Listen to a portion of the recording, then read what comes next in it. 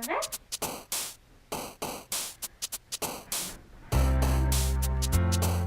Vous savez le feeling quand vous êtes en train de tomber endormi, puis là vous pensez à plein de choses? Ben moi, c'est quand je me lève. Et la question du jour c'est, avez-vous déjà lu un livre? Moi oui, et c'était un vrai navet. Avez-vous déjà lu un livre plus court et intéressant? Et là, je vous présente mon cours philosophique. Ça se nomme Comme un oiseau sur une branche. Comme je suis nulle au jeu de mots, mon titre est plutôt une expression. Elle veut dire être instable, peu confortable. Et ma morale entoure un peu mettre de côté son ego. Et ça peut être peu confortable de faire ça. Et c'est aussi comme ça que mes personnages se sentent dans mon histoire. Elle tente de ridiculer les gens qui priorisent leur image et pensent que tout va leur venir sans travail. Tout plus d'engagement. Ça m'énerve. Aussi les personnes qui se pensent mieux des autres. Mais, je sais pas avec celle-là.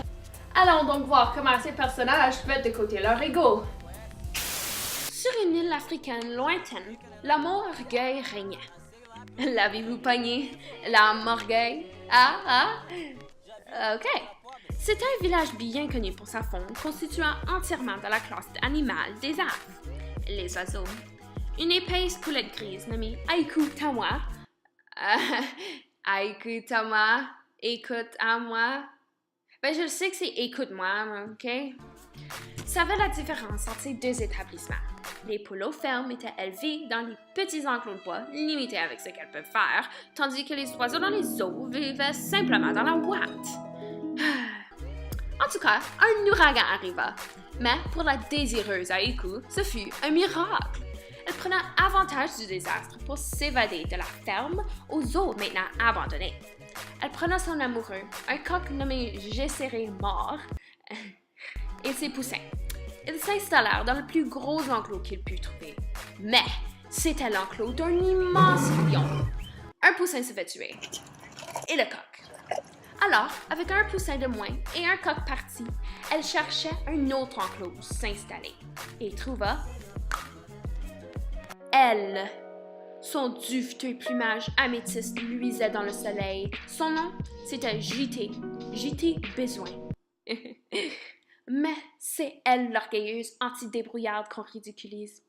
De toute façon, Aiku l'emmène sur son dos parce qu'elle ne veut pas mettre son plumage dans la boue.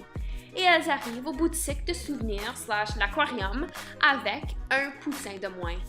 JT confirme qu'elle a faim. Alors, Aiku demande si elle veut voir s'il y a de la bouffe dans une des shops. Elle dit oui, et s'assit, et attend qu'Aiku va le chercher. Pam, pam, pam! Il y a un bruit. Mais surprise, c'est un requin qui tapait sa vite craquée pour sortir. Spling!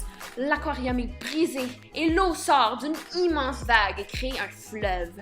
Les deux aves se font emporter par la vague et se font diviser. C'est là qu'elles doivent travailler ensemble et mettre de côté leur ego pour survivre, surtout avec les poussins. Mais ils en perdent une autre. Elles finissent dans un beau gros champ de lit.